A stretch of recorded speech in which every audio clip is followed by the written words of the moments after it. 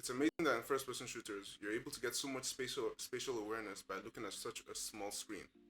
Now, for example, if someone throws a grenade at you, you will see a big indicator that shows you that there's a grenade nearby.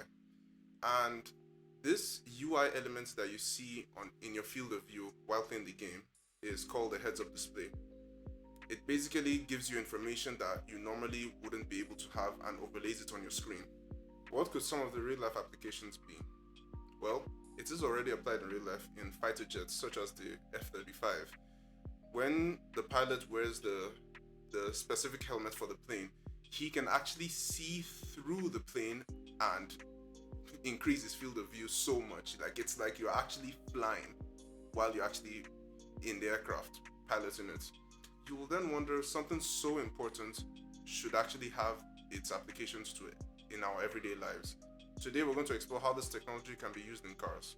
Now, the first reason why you would want to have a heads-up display in your car is to keep your attention on the road. There are so many accidents that are caused yearly by people getting distracted just by their phones or something, or just zoning out while driving. We're all human, we can make mistakes.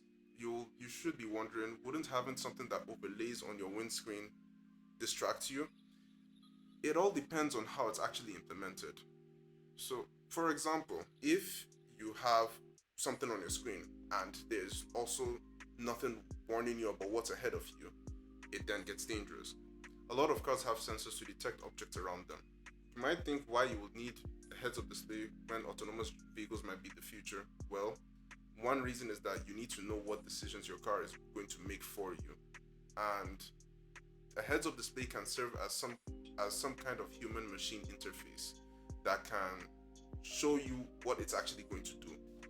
For the safety of pedestrians and other vehicles on the road, you will need to know what kind of decisions your car is actually going to make, because you're basically leaving your life in the hands of the programmer.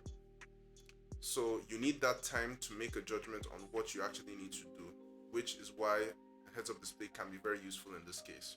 An example of how this can be done is a color field that's mapped across your heads-up display. Let's say it can show me, like, it can indicate objects in green when it can detect that something is there and it's going to avoid it, and indicate objects in red showing that it's going to ignore the objects, right? Because, for example, in Africa, the way people get robbed is somebody just stands in front of the road and a human being will naturally stop. But having that awareness to make that judgment early, whether it's going to be safe to actually stop for the person or you have to ignore the person or even ram the person over to protect yourself, a heads-up display can help with this. Now considering regular vehicles, a heads-up display can improve safety while you're driving in low visibility conditions.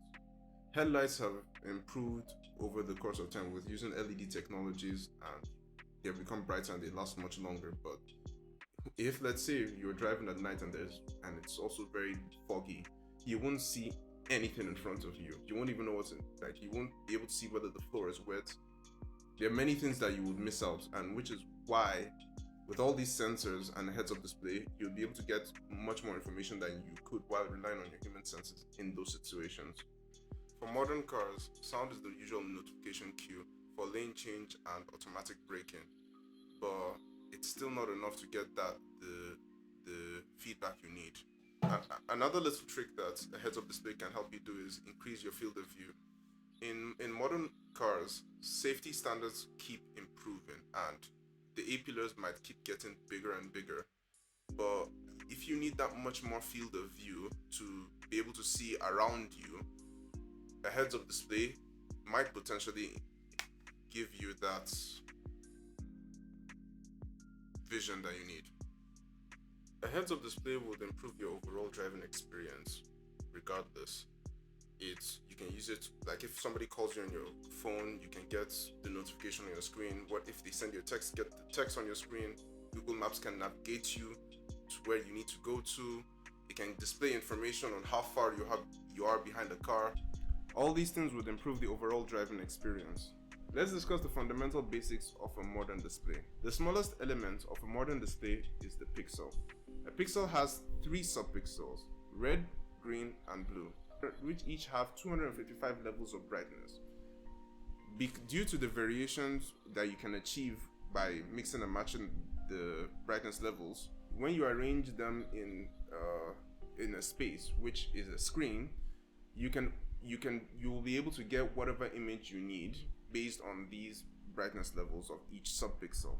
Now, specifically for transparent displays using OLED technology, pixels are made up of organic light emitting diodes. An organic light emitting diode uses a series of organic films sandwiched between two transparent electrodes.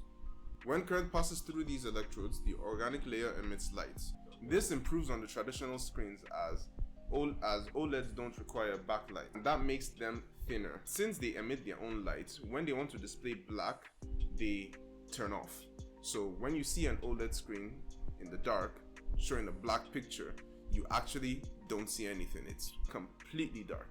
This makes them extremely energy efficient and very thin. Because of this, they've become industry standards in phones.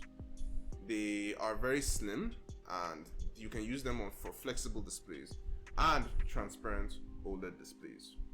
Now, the only difference between what a transparent OLED display has and what a regular OLED display has is that a transparent OLED display has reflective electrodes in addition to the transparent electrodes to redirect light back into your eyes.